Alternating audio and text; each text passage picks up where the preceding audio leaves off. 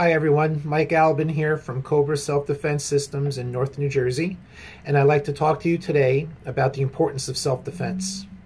From our early years, we are taught everything. You name it and we have a class on it. It could be art, home ec, math, or English. And while all of these things are great, and they're an absolute must, there is no requirement for children, or men or women, young or old, to take a class to learn situational awareness, real self-defense, and how to defend themselves and survive an actual attack. Now, take this into consideration because on a daily basis, we do interact with other people. Let's look at our priorities. When you're at a shopping center and you make a major purchase, let's say an appliance or a new iPad, and you spend a couple $100, the individual across the counter asks you, would you like to put insurance on it? It's only whatever amount of money, let's say like $50, $100, $200 a year. And inevitably, a lot of us will say, yes, absolutely. I want to insure my material items. I want to insure my car. I want to insure my house. I want to insure everything around me. However, we grow up in a society where we interact with other people every day. We see crime in the news. We read about it in the paper. And we hear about it from others, whether through conversation or social media. And all without becoming paranoid, without waking up and looking over our shoulder every day. Not that you have to carry paranoia with you to be heads up about self-defense and safety and personal situational awareness. This is the most important aspect of the mindset of self-defense. However, from the time you get up until the time you go to bed, you interact with other human beings. What on this planet do we worry about when it comes to self-defense? Other human beings. Yet there's no requirement to learn to defend ourselves, to understand what a threat is, to learn how to get out of a dire, desperate situation. And I'm talking about desperate as in being in the back of a car or in a locked room with an attacker who is overpowering you.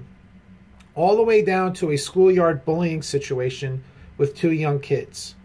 Where do we learn what to do about these situations? We don't. No one says we have to. So we go through life thinking it's not going to happen. We hope and we believe that we can put ourselves in the right place and that people will be there for us. Yet we see it on the news all the time. You don't have to watch the news for more than an hour to see 3 or 4 people being victimized. We tend to disassociate ourselves from other people we see or read about in the news. They're not real because we don't know them and we haven't attached anything to them emotionally as far as, hey, that could happen to me. Instead, we should say, hey, you know what? I don't want this to ever happen to me because this was in a good neighborhood. They drove a nice car, they made a lot of money, and they did not know their attacker, and they became the victim of this brutal individual. Now, does this mean that if you take a self-defense class, if you take a seminar that is just absolutely empowering and gives you 5 tips or strategies to survive a situation, does that mean that you'll never become a victim? Absolutely not.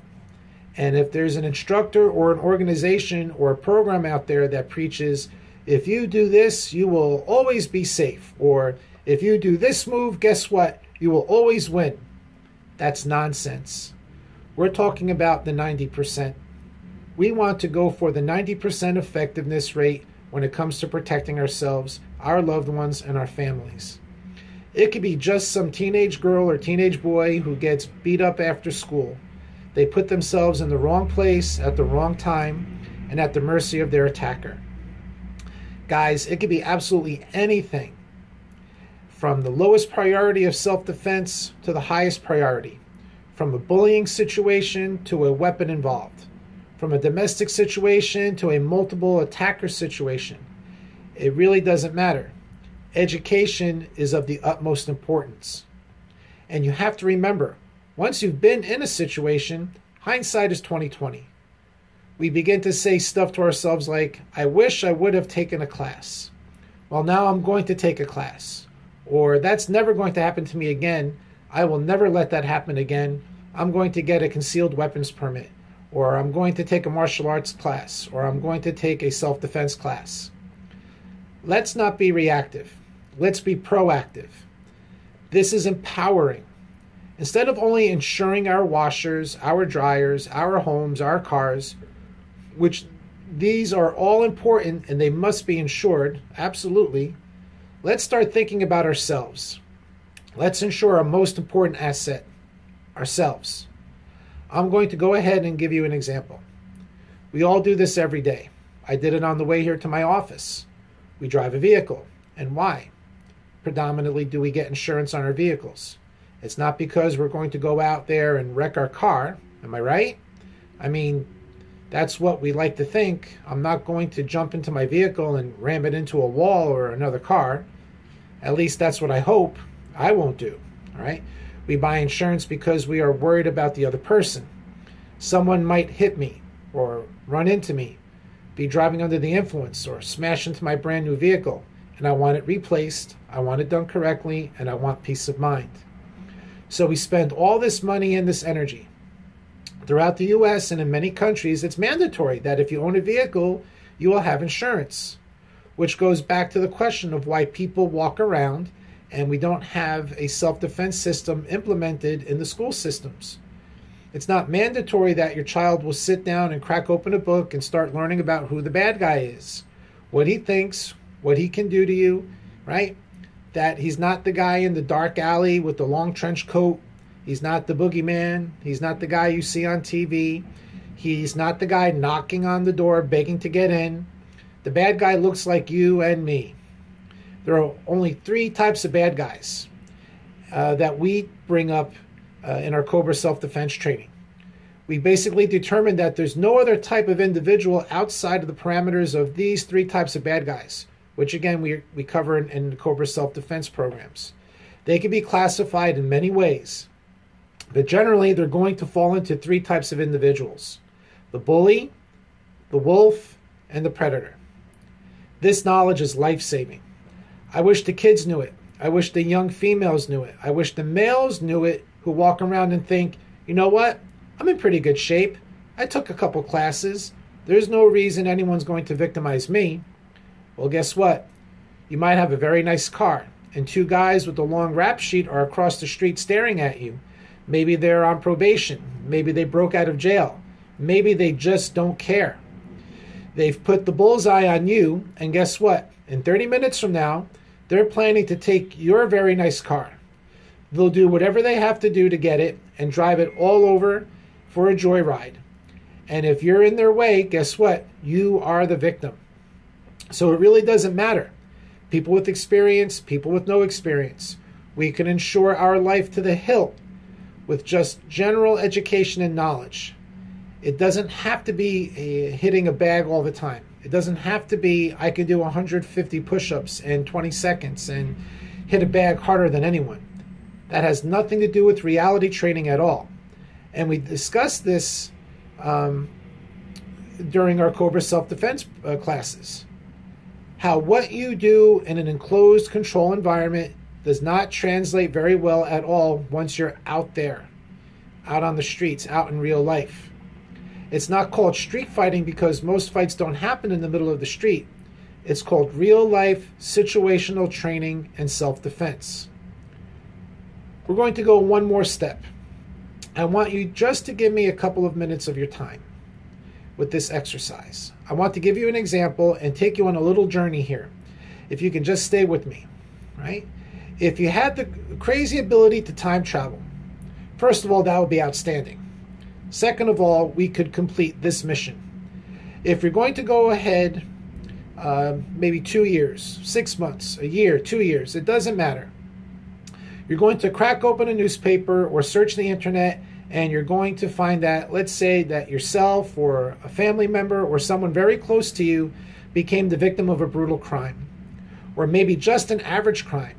Maybe they were robbed, maybe they were murdered, maybe they were raped, maybe they were just brutalized to the point where they were handicapped, or it caused some kind of emotional distress that they're going to live with for the rest of their life. Now, because you have the ability to time travel, You go back to today, right now, which you just left. How much would you spend and what would you do to seek self-defense training? What would you do to tip the scales in your favor to change the ultimate outcome that you witnessed in the future? Obviously, none of us can time travel that I know of, but having done this exercise, you can imagine you went in the future 2 years and you found that your mom was robbed, that they took her car and they left her for dead and she didn't make it. What could you have done to change that? Now, say you couldn't stop her before she went out to the car. You can't just change time like that, but you could empower her with the fact that maybe she didn't park in a well-lit area. Maybe she was just like playing with her keys.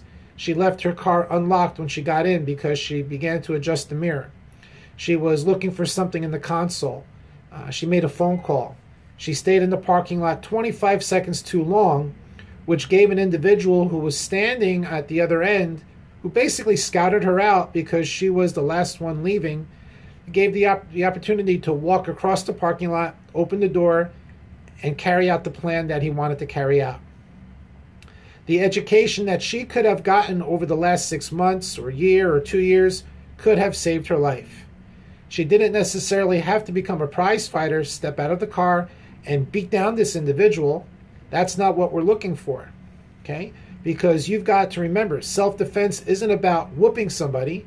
It's not about anything but living, surviving. You can beat someone to a bloody pulp and you didn't get a title belt. You don't get a trophy. You don't get 10 seconds on the news half the time.